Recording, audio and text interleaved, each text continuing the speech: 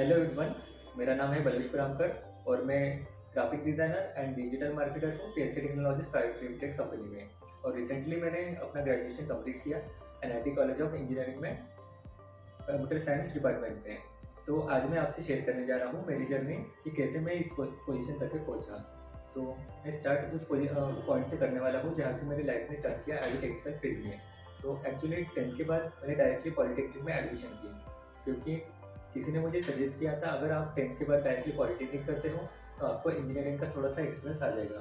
तो मैंने पॉलिटेक्निक में एडमिशन की। एडमिशन के बाद मैंने वहाँ के जो लेक्चर्स थे वो सब अटेंड किए। तो अटेंड करने के बाद मेरे को जो जितने भी वहाँ के सब्जेक्ट थे, जैसे कि वहाँ के थ्योरी सब्जेक्ट थे, प्रोग्रामिंग सब्जेक्ट थे, वो सब मेरे सर के ऊपर जा रहे थे, क्योंकि 10th में मेरा जो मीडियम था वो मराठी मीडियम था और इंग्लिश मेरे को जम नहीं रही थी। और प्रोग्रामिंग जो थी मेरे लिए बिल्कुल नया था, मुझे कुछ नॉलेज नहीं था प्रोग्रामिंग के बारे में। तो वही मेरे जो फर्स्ट ईयर के जो सब्जेक्ट थे वो पूरे बैक लग गए। बैक लगने के बाद मैंने ऐसा डिसाइड करा था कि पॉलिटेक्निक छोड़ देता हूँ। छोड़ने के बाद 11th-12th करूँगा, उसके बाद मैं इंजीनियरिंग पे एडमिशन लूँगा। तो वही मेरा ऐसा चल रहा था, लेकिन फिर मैंने मन ही मन विचार किया अगर मैंने यहाँ से स्टेप बैक कर लिया तो फिर वो मेरे लिए अच्छा नहीं रहेगा। तो वही मैंने जितने भी सब्जेक्ट थे वो सब ओवरव्यू किया, खुद से थोड़ी स्टडी की और फिर जो फर्स्ट ईयर था कैसे भी करके रट्टा मार के मैंने क्लियर किया। तो क्लियर करने के बाद मैंने सेकेंड ईयर पे एडमिशन की। तो एडमिशन करने के बाद वहाँ पे कॉलेज में है ना, कॉलेज की तरफ से हमारी ना इंटर्नशिप है ना कंडक्ट की गई। तो मेरा जो नाम था वो पीएसके टेक्नोलॉजीज़ के इसमें लिस्ट में था। तो उसके बाद हमें ट्रेनिंग इंटर्नशिप को प्रोवाइड की गई सी एंड सी प्लस प्लस की पीएसके टेक्नोलॉजीज़ में। तो वहाँ पे गायत्री मैम ने हमें इंट्रोड्यूस करा गया सी एंड सी प्लस प्लस के बारे में। तो हमारी जो बेसिक कंसेप्ट थे सी एंड सी प्लस के बारे में वो अच्छे से क्लियर हुए, क्योंकि मुझे जो पहले जो वैसा मैं सब्जेक्ट थे प्रोग्रामिंग का जो सब्जेक्ट था वो ऐसा रट्टा मार के वगैरह मैं पास कर रहा था, लेकिन मैम ने जैसे हमें पढ़ाया वैसा मुझे कहीं पे पढ़ने को नहीं मिला। तो वही उसके बाद मेरी जो इंटर्नशिप थी ख़त्म हुई। ख़त्म होने के बाद फिर हमारे जो आपस के जो क्लासमेट थे वो सभी ने डिस्कस किया कि तुम्हारी इंटर्नशिप क्या है, कैसी कैसी गई, उसके बारे में सबने अपना फीडबैक बता रहे थे। तो सब बता रहे थे कि हम वहाँ पे हमें पढ़ाया नहीं गया, बस 1-2 दिन ही बुलाया गया, नहीं तो एक ही दिन में हमको सर्टिफिकेट भी दी गई। लेकिन जो टेक्नोलॉजी जो करंटली इंडस्ट्री में चल रही है वो बिल्कुल नहीं बताया गया। लेकिन यहाँ का एक्सपीरियंस जो था काफ़ी अलग था। मैम ने जैसे हमारे कंसेप्ट क्लियर किए वैसा हमें हमें बहुत अच्छा लगा।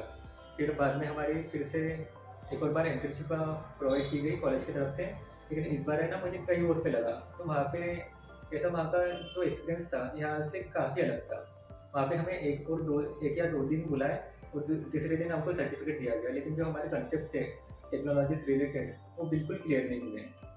तो फिर मैंने मन ही मन ठाना कि अगर कुछ प्रोग्राम वगैरह कंडक्ट होता है एसके टेक्नोलॉजीज में तो मैं वहाँ पे डेफिनेटली ज्वाइन करूँगा। फिर वैसे ही वैसे फिर मेरा जो पॉलिटेक्निक था वो कंप्लीट हुआ। पॉलिटेक्निक के बाद मैंने डिसाइड किया कि मुझे बी में एडमिशन लेनी चाहिए। तो मैंने एडमिशन के लिए अप्लाई किया। अप्लाई करने के बाद अब मेरा कुछ डॉक्यूमेंटेशन का इशू था, तो जिसके चलते जो मेरे डॉक्यूमेंटेशन इशू के चलते मेरा जो एडमिशन है वो बी में नहीं हुआ। तो बी में नहीं होने के बाद मेरे पास कैसा 1 साल बचा हुआ था। तो 1 साल बचने के बाद मैंने डिसाइड किया मुझे कुछ ना कुछ करना पड़ेगा, जो 1 साल मेरा बचा है उसे यूटिलाइज़ करना पड़ेगा। तो फिर मुझे कंपनी की तरफ से मैसेजेस आ रहे थे कि वहाँ पे जो प्रोग्राम कंडक्ट होने वाले हैं जैसे हार्डवेयर नेटवर्किंग का, तो आप ज्वाइन कर सकते हो। तो मैंने ना कुछ देरी करते हुए मैंने डायरेक्टली प्रोग्राम को ज्वाइन कर लिया। तो ज्वाइन करने के बाद वहाँ पे हार्डवेयर और नेटवर्किंग के बारे में इतना ब्रीफली हमें बताया गया कि मुझे बिल्कुल कुछ नहीं पता था। और फिर उसके चलते फिर जब हमारा प्रोग्राम जो था कंप्लीट हुआ, कंप्लीट होने के बाद सर ने मुझे वहाँ पे ऑफ़र किया था ज्वाइन करने का एज ए सिस्टम एनालिस्ट। तो मैंने वहाँ पे सर के साथ मेरे पीएसके टेक्नोलॉजीज़ में काम किया as a system analyst. Then मुझे ऑफर आया ग्रेस इन्फोटेक पे एज अ सिस्टम एनालिस्ट। तो मैं वहाँ पे भी अप्लाई ज्वाइन किया। ज्वाइन करने के बाद वहाँ पे मैंने कुछ महीने काम किए। तो वहाँ पे कैसा लेनोवो की जो सर्विसेज थी उसमें मुझे काम करना था। तो वही मेरा जॉब अच्छा चालू था। फिर बाद में मुझे सर का एक सजेशन आया कि तुम्हारा बी होने का है तो तुम एक काम कर सकते हो, जेडी कॉलेज में है ना कुछ वैकेंसीज खाली है सिस्टम एनालिस्ट की, वहाँ पे तुम अप्लाई कर सकते हो, वहाँ पे ज्वाइन कर सकते हो और जैसे तुम्हारा बी कंप्लीट होने का है तो आप उसे भी कंप्लीट कर सकते हो। तो वही मैंने क्या किया, तो एडमिशन मेरी होने की थी तो मैंने वहाँ पे ज्वाइन कर लिया जेडी कॉलेज में। देन वहाँ पे मैंने 3 साल अपने वर्क किया और साथ ही साथ मैंने अपना बीए भी कंप्लीट किया। तो बी मेरा एनआईटी कॉलेज में हुआ। फिर उसके बाद जब मेरा बी कंप्लीट हुआ तो उसके बाद मैं ब्लैंक पड़ गया। क्यों? क्योंकि मुझे बी के बाद मुझे करना क्या, मुझे कुछ डिसाइडेड ही नहीं था।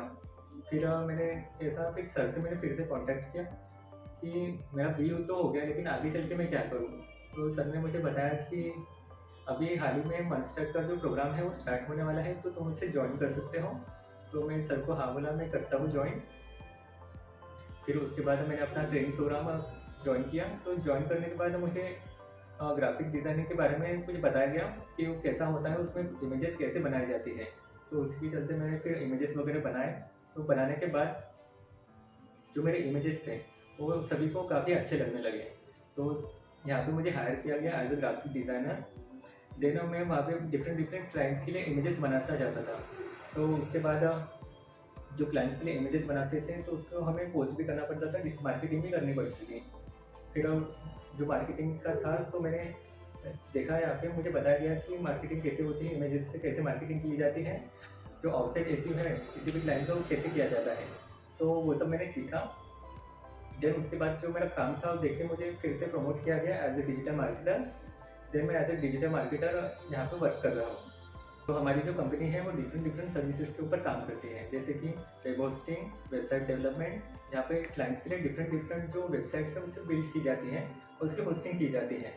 देन उसके बाद मार्केटिंग भी की जाती है। मार्केटिंग में digital marketing, on page SEO, of page SEO भी किया जाता है और जो क्लाइंट की जो सर्विसेज है उसे प्रमोट किया जाता है। देन उसके बाद जो यहाँ पे कंप्यूटर लैपटॉप जो है, जो सेकेंड हैंड जो बोलते हैं, वो कंप्यूटर के यहाँ पे सेल्स किए जाते हैं। लेकिन यहाँ पे जो लैपटॉप सेल्स किए जाते हैं वो रिपब्लिश होते हैं, जो जिसके मॉडल जो है बिजनेस मॉडल के रहते हैं और जिसका परफॉर्मेंस काफ़ी अच्छा होता है, उसे एज ए लो प्राइस में हम यहाँ पे सेल किया जाता है। देन रिपेयरिंग के भी काम किए जाते हैं यहाँ पे। तो ये था मेरा आज तक का यहाँ तक का एक्सपीरियंस।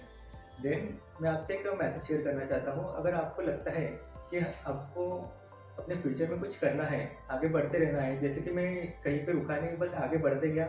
मेरा भी एक ऐसा लग रहा था कि मुझे गिव अप कर देना चाहिए, मुझे फिर से पीछे चले जाना चाहिए, लेकिन नहीं, आपको लगता है कि मुझे बढ़ना है, कुछ करके दिखाना है अपने लाइफ में, तो आप एटलीस्ट एक बार तभी ऑफिस में विजिट कीजिए। सर हमें गाइड करते हैं, करियर गाइडेंस देते हैं, तो आप विजिट कर सकते हो। Thank you so much, have a nice day.